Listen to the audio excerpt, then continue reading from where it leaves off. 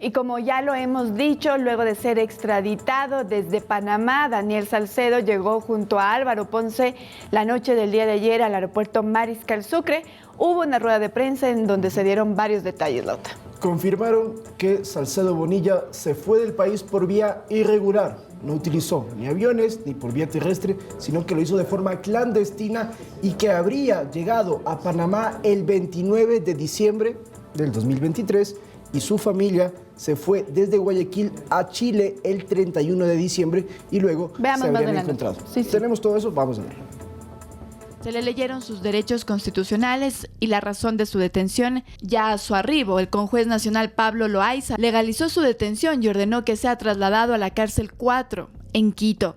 Esta articulación y coordinación internacional nos permitió identificar a dos personas que tienen boletas de captura pendientes acá en el Ecuador, específicamente el señor Daniel S., el mismo que tiene una boleta de captura pendiente por un caso de delincuencia organizada que se suscitó acá en la ciudad de Quito, y paralelamente también el ciudadano ecuatoriano Álvaro P., que de igual manera tiene una orden de detención por un caso de peculado suscitado en la subzona Guayas. Según se conoce, Salcedo había ingresado a Panamá el 29 de diciembre del 2023, proveniente de Colombia. Específicamente de su seno familiar más directo, específicamente su esposa, su ex esposa y los dos hijos.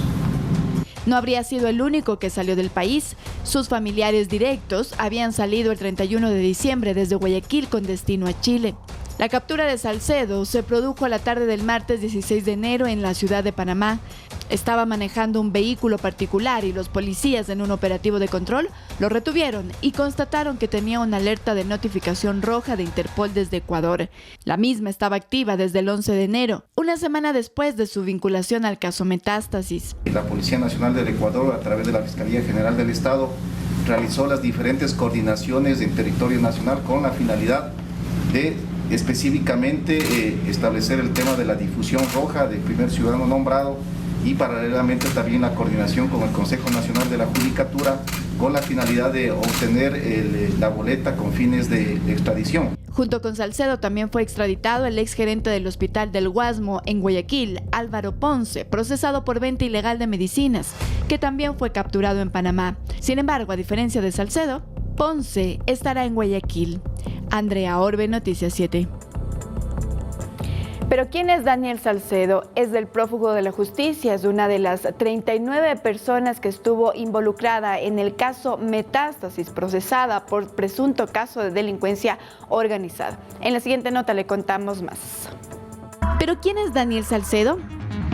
Es uno de los implicados en el denominado caso Metástasis. Recibió prisión preventiva en medio de la investigación que lleva adelante la Fiscalía. Según la teoría, Salcedo habría sido un estrecho colaborador del narcotraficante Leandro Norero. Entre otras cosas, dice Fiscalía, gestionaba sobornos a operadores de justicia para beneficiar al narcotraficante y ofrecía obtener contratos con el Estado con entidades estratégicas como Selec y Petroecuador y crear empresas para lavar el dinero del crimen organizado.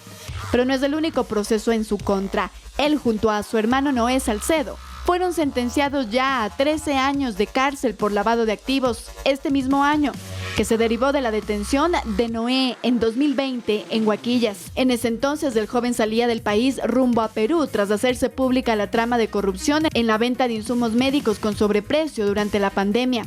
Al intentar cruzar la frontera con Perú, Noé fue capturado con $47,000 cuya procedencia no pudo justificar. Pero no solo eso, Salcedo ganó notoriedad a mediados del 2020, en plena pandemia del COVID-19, cuando sufrió un accidente en una avioneta tratando de salir del país en momentos en que era investigado por la Fiscalía por contratos con supuestos sobreprecios en el Hospital Teodoro Maldonado Carbo.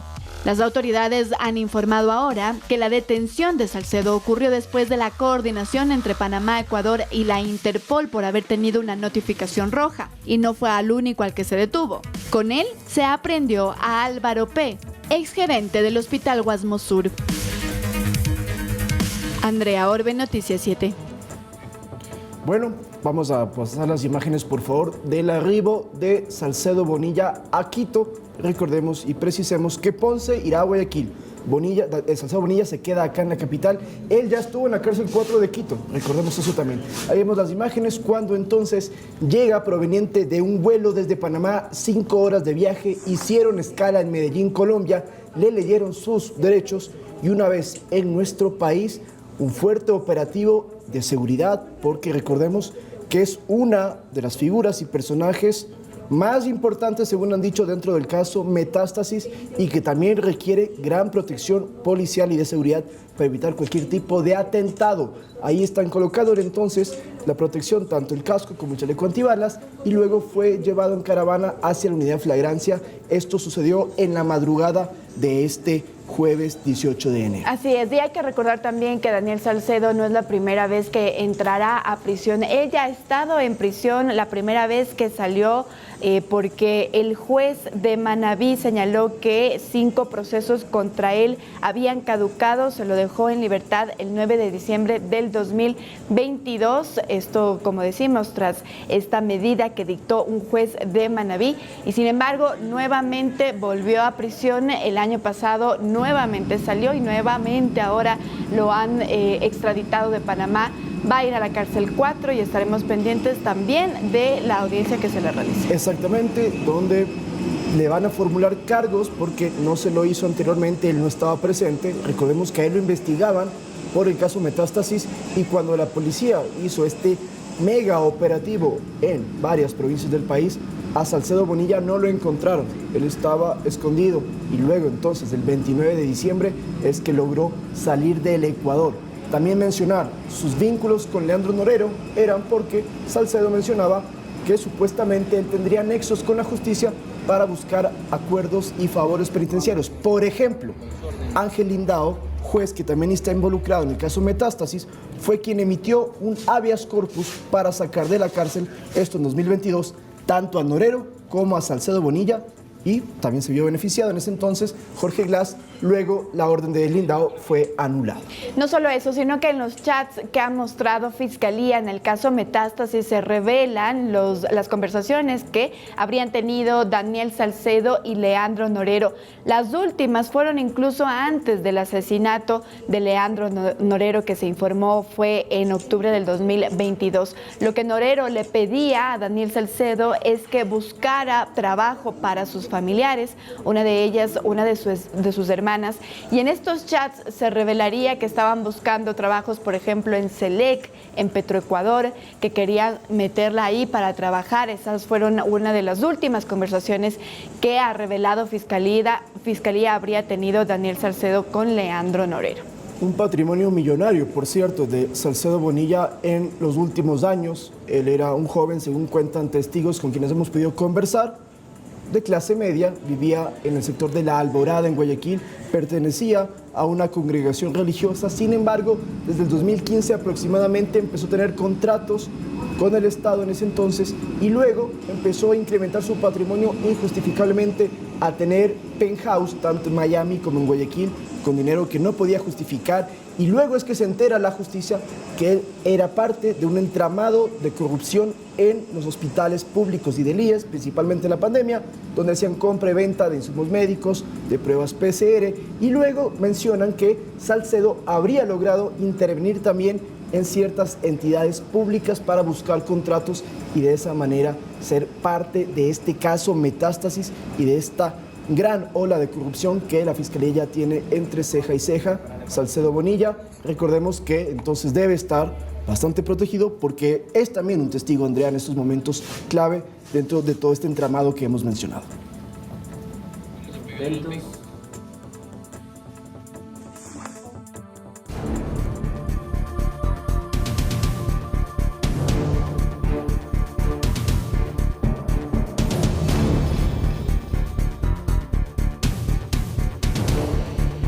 Y esta madrugada la Fiscalía ha informado que se detuvo a 2 presuntos asesinos del fiscal en Guayaquil, César Suárez, que fue asesinado la tarde de ayer. Ahí estamos viendo los indicios que ha presentado Fiscalía a través de su cuenta de red social X, y estas 2 personas serían las sospechosas de haber asesinado al fiscal César Suárez la tarde del día de ayer. Lo que dice el general César Augusto Zapata, es el comandante general de la Policía Nacional, da cuenta de: hemos aprendido a 2 presuntos implicados en el asesinato tras diligencias investigativas que permitieron identificar la presunta participación en el hecho criminal. ¿Qué es lo que se encontró? Fusil, 2 pistolas, alimentadoras y 2 vehículos. Recordemos que el fiscal Suárez fue asesinado al estilo sicariato en Guayaquil. Esto sucedió ayer. Suárez investigaba procesos relacionados a quien mencionamos hace minutos, a Daniel Salcedo, y también otros casos de repercusión nacional. La fiscal general Diana Salazar expresó sus condolencias, pero también hizo un llamado a que se aplique la modalidad virtual en todas las audiencias judiciales para precautelar justamente la seguridad de los fiscales y jueces. Todo sucedió a eso del mediodía de este miércoles 17 de enero. Un auto blanco con huellas de bala en la ventana del conductor dejó ver que un nuevo hecho de sangre ocurrió en Guayaquil y en su interior el fiscal César Suárez sin vida. Sicarios lo abordaron cuando circulaba por la avenida del Bombero en el norte de la urbe porteña y lo balearon. Según información preliminar, Suárez se dirigía desde la Policía Judicial hacia la Unidad de Justicia Albán Borja para una audiencia. Este crimen provocó la reacción inmediata de la fiscal general del Estado, Diana Salazar.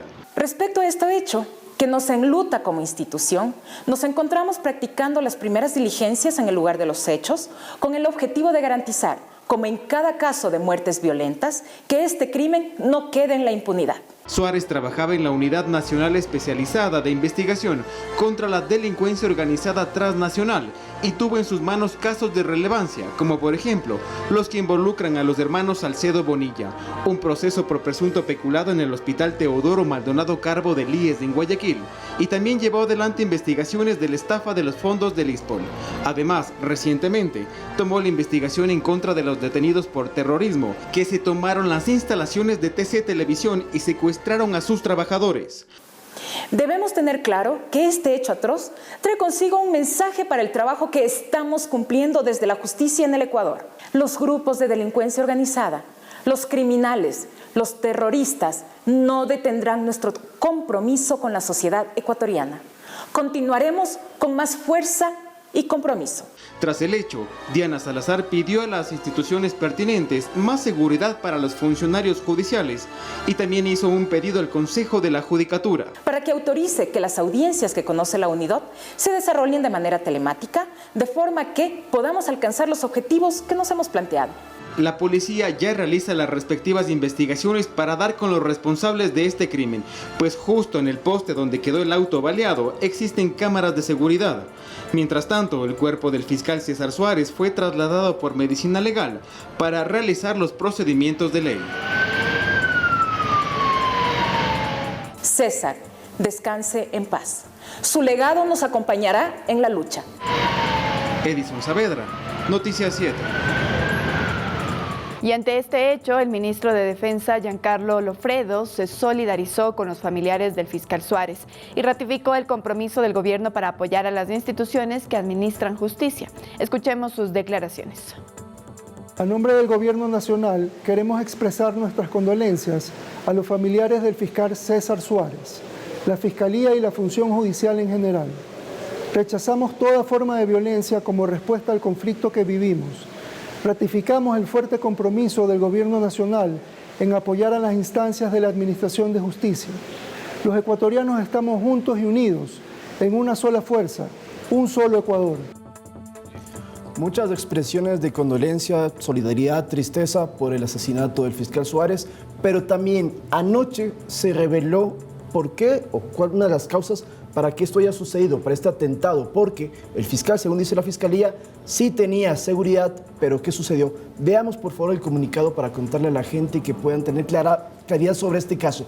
Dice puntualmente que al fiscal no lo acompañaba la protección, la custodia que tenía, porque él se estaba dirigiendo hacia su domicilio para una audiencia telemática. Y ahí es que aprovecharon para atacarlo. ¿Qué es lo que dice el comunicado? Ante las consultas sobre la seguridad del agente fiscal César Suárez, la Fiscalía General del Estado informa que hasta mayo del 2023 la seguridad del doctor Suárez estaba a cargo de la Dirección General de Inteligencia de la Policía Nacional por el tipo de causas que investigaba, no solo las que nosotros hemos nombrado, sino algunas otras. Actualmente su seguridad estaba a cargo de las unidades policiales de cada caso que investigaba debido a la complejidad de los procesos. Es importante señalar, dice la Fiscalía, que la mañana del día de ayer el agente fiscal indicó que su audiencia sería telemática, razón por la cual no requería acompañamiento de la escolta, que con regularidad se encargaba de su custodia. Por otra parte, uno de los principios del sistema de protección a víctimas, dice este comunicado, es la voluntariedad, por lo tanto se requiere la aceptación para ser parte del mismo.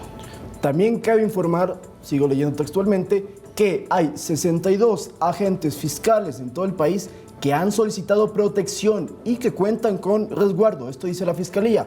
12 de ellos por parte del Servicio de Inteligencia de la Policía y 50 dentro del SPAF. Entonces, 62 agentes fiscales que tienen protección. Sin embargo, Diana Salazar hace un llamado para que las audiencias sean telemáticas y precautelar su integridad.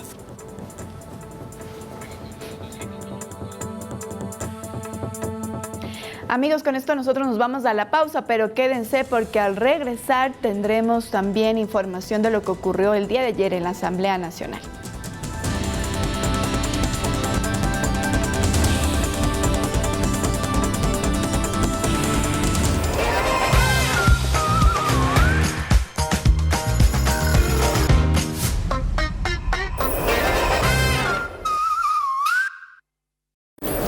Adivinen a quién tenemos en esta noche.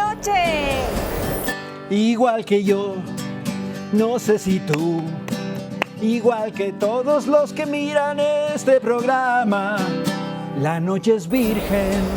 A las 10 de la noche por Ecuador TV, no te la puedes perder. La noche es virgen, igual que yo, no sé si tú. Nos vemos ahí. La noche es virgen, esta noche. Desarrollamos el registro de la agricultura familiar campesina. Gracias a esta iniciativa, priorizamos la intervención estatal para las familias productoras. El registro te permitirá acceder a beneficios entregados por el MAC, así como a mejorar tu comercialización. Juntos, fortalecemos la agricultura familiar campesina.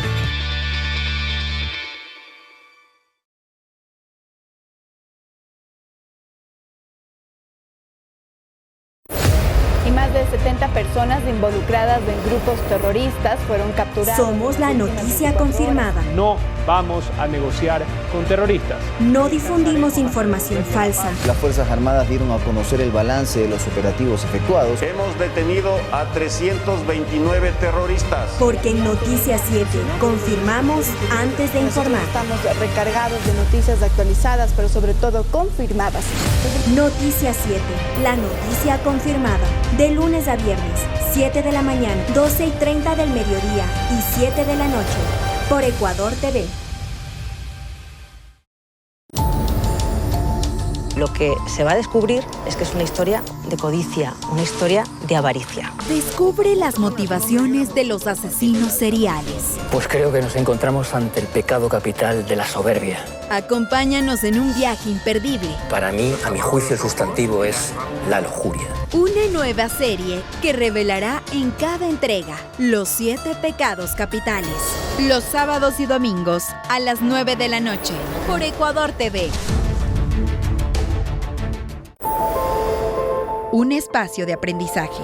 Si tuviéramos que explicar qué es la ansiedad, pienso en lo peor, en el peor escenario, en el peligro. Basado en experiencias y relatos. Primero fueron las crisis de pánico, después vino el trastorno de ansiedad. Que te permitirán conocer distintas realidades y crear nuevas perspectivas. Lenguaje inclusivo, bueno, hay una disputa sobre qué es y qué no es. Un programa que incorpora estilos y formas de vida. Relatos. De lunes a viernes, a las 9 de la noche, por Ecuador TV.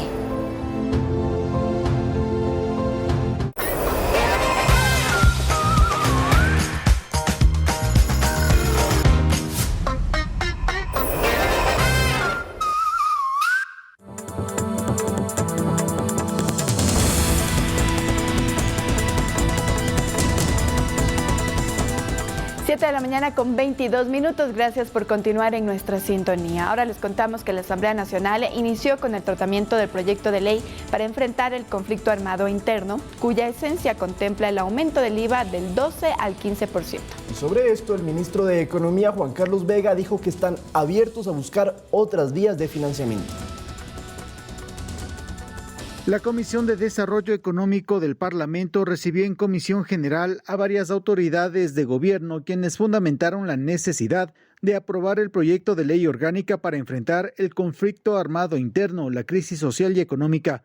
El ministro de Economía, Juan Carlos Vega, tras una presentación de la actual situación financiera, justificó la urgencia de elevar el IVA del 12 al 15%, lo que generará una recaudación superior a los 1.300 millones de dólares. Estamos haciendo los mayores esfuerzos para solucionarlo, pero necesitamos tomar medidas permanentes de ingreso que nos den sostenibilidad al gobierno central y a toda la economía del Ecuador. Obviamente esta propuesta es perfectible, estamos abiertos para ver otras opciones, alternativas adicionales. Totalmente, no creemos que tenemos todas las respuestas y sabemos todo. Seguramente habrá propuestas para mejorar y sacar una ley de esta comisión y de esta asamblea con ingresos y con un esquema responsable para afrontar la crisis de seguridad. Los miembros de la comisión propusieron otros mecanismos de financiamiento. Blasco Luna planteó el aumento del impuesto a la salida de divisas en al menos el 6%, establecimiento de un tributo a la ganancia extraordinaria de los bancos y la declaratoria de moratoria de la deuda pública del país mientras dure la crisis de inseguridad. Impuesto a la salida de divisas, 3.5%. Si le subimos a 6%, tendríamos la recaudación promedio de 600 millones de dólares. Cubriríamos parte de lo que necesitamos y es un impuesto permanente. Para quienes tienen más de $1 millón, se les puede agravar con el 0.5%. $1 millón no tiene el común de los mortales que estamos acá. El legislador Pedro Velasco puso a debate la focalización de los subsidios, protegiendo a los ecuatorianos de menos recursos. El subsidio solamente tiene que ir a la gente humilde, a la gente pobre, a la gente que no tiene recursos económicos. Hacia allá debe focalizarse. No seguir focalizando y seguir financiando, subsidiando a personas que están en condiciones de hacerlo. Por tanto, pienso que ahí tendríamos un recurso importantísimo para poder enfrentar esta crisis interna, este conflicto armado interno. La ministra de Gobierno, Mónica Palencia, y autoridades policiales expresaron sus argumentos sobre la necesidad de esta norma legal que financiará la lucha contra el terrorismo. Javier Ceballos, Noticias 7. Y durante su comparecencia en la Comisión de Desarrollo Económico de la Asamblea, la ministra de Gobierno y del Interior, Mónica Palencia, dio a conocer la situación de la Policía Nacional, pues parte de lo que se recaude con el incremento del IVA será para fortalecer a la institución en la lucha contra el terrorismo. Escuchemos. Tras la declaratoria de conflicto armado interno, tanto las Fuerzas Armadas como las unidades de la Policía Nacional tienen como misión la lucha contra el terrorismo. En ese sentido, la ministra de Gobierno e Interior, Mónica Palencia, dejó claro que se necesitan más recursos para esta guerra y por ello dio a conocer la situación de la Policía Nacional hasta el 2025. En resumen, se necesitan más de $507 millones que deberían destinarse para aeronaves, vehículos terrestres y equipos de comunicación, así como para chalecos, municiones, armas, equipamiento tecnológico, entre otros. Necesitamos mucho más que eso, porque el fin del conflicto no lo pauta el Estado. El conflicto ya estaba ahí, nos estaban matando. Según la titular del ramo, solo en el año pasado Ecuador llegó a casi 9.000 homicidios intencionales y recalcó la necesidad de reforzar la seguridad en la Amazonía. La Amazonía tenemos que atenderla y ya. Es estratégicamente importante. Para ello necesitamos aeronaves. Lo ideal sería aeronaves que tuvieran las debidas blindajes. Estas declaraciones las dio durante las comparecencias sobre el proyecto de ley para enfrentar el conflicto armado interno, que busca subir el IVA al 15%, y justamente los recursos que salgan de ese impuesto servirá para fortalecer a las fuerzas del orden. Creo que no estamos entendiendo el momento histórico. En este momento la pregunta es otra. ¿Cuál es la magnitud de recursos que tiene un enemigo aglutinado que durante años se penetró en las estructuras del Estado y que es capaz de ponernos una bomba en cualquier momento, volarnos las cabezas y que es capaz de desestabilizarnos el país.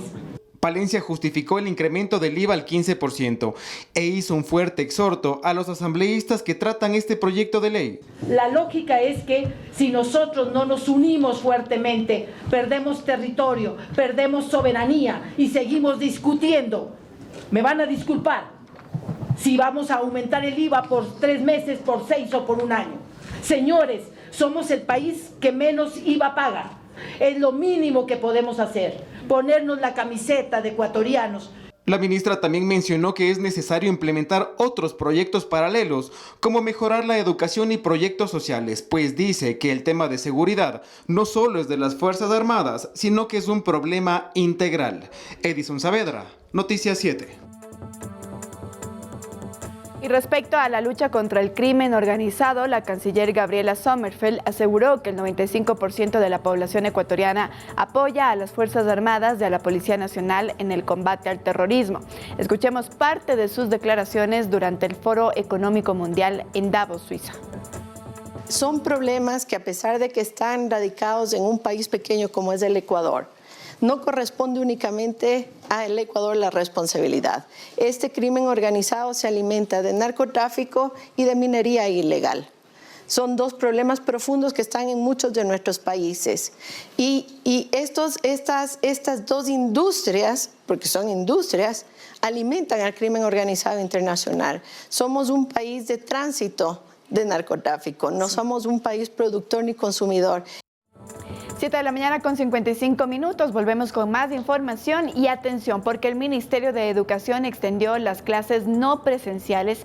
A través de un comunicado dio a conocer que hasta este viernes 19 de enero en todos los establecimientos educativos, fiscales, fiscomisionales, municipales y particulares del país se mantendrá la educación a distancia.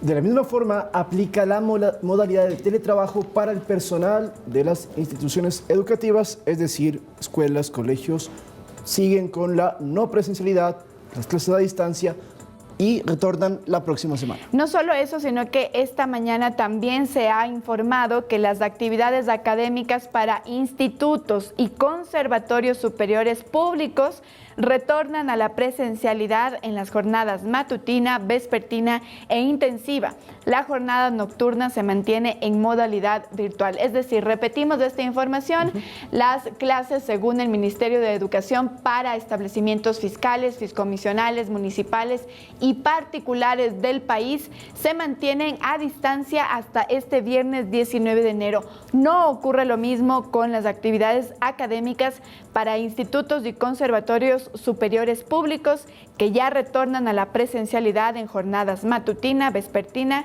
e intensiva. La jornada nocturna se mantiene en modalidad virtual. Vamos con otro tema. Para formar parte de la policía ya no se necesita o ya no se va a poder, mejor dicho, tener tatuajes. Así lo establece el nuevo reglamento para el proceso de ingreso a las fuerzas del orden. ¿Pero por qué se toma esta medida? En la siguiente nota se lo contamos.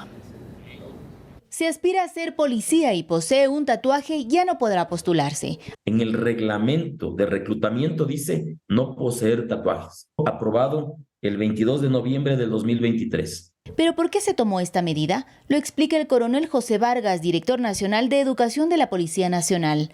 Evitar que estas organizaciones criminales y que ahora han sido llamados terroristas puedan ingresar algunos de sus miembros a la institución.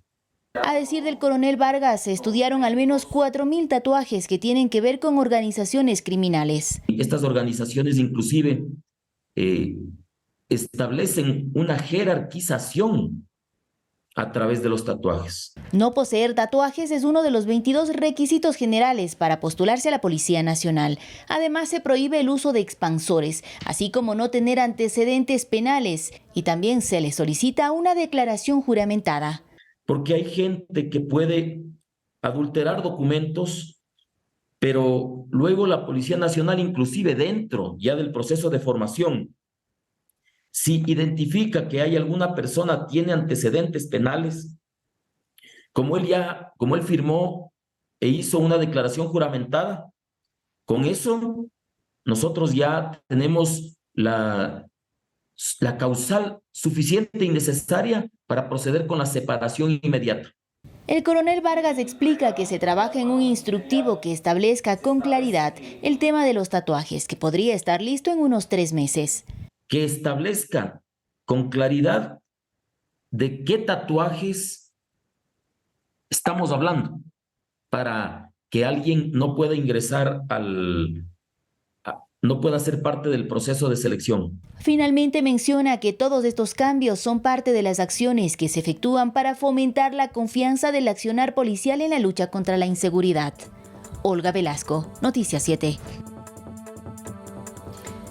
No, perdón, Andrea, sí. No, solo decir que hay que recalcar que lo que se ha dicho es que si bien es cierto este reglamento, esta nueva normativa tiene en su artículo, me parece que es el número 15, que no se va a permitir los tatuajes, lo que sí ha dicho la Policía Nacional es que se podría construir, elaborar un instructivo que diga qué tipos de tatuajes. Sin embargo, hasta el momento esto ingresó o entró en vigencia en noviembre del 2023. Hasta el momento no se va a permitir tatuajes de ningún tipo para quien sea aspirante de la Policía Nacional. Porque hoy en día los tatuajes son identificativos de estos grupos terroristas que son alusivos a ciertos animales, y cuando ingresan a estos grupos, pues entonces se les pide que tengan los tatuajes. La policía está utilizando esta información para identificar a los integrantes de estas bandas. Bien, con esto nosotros culminamos, amigos, la información, pero no se despegue de la pantalla de Ecuador TV. Tenemos más a las 12:30 y mucho más a las 19 horas. Así que nos quedamos también con ustedes. Buen día. Bueno.